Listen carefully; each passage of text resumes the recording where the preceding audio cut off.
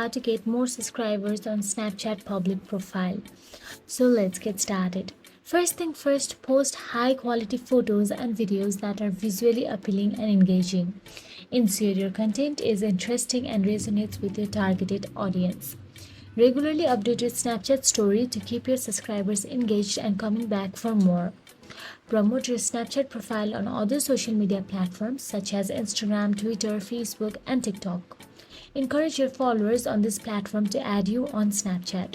You can also share your Snapchat snap code on other social media profiles, websites, or even offline on business cards or promotional materials. You can partner up with other Snapchat users or influencers in your niche for shoutouts and collaborations. This can expose your profile to a wider audience.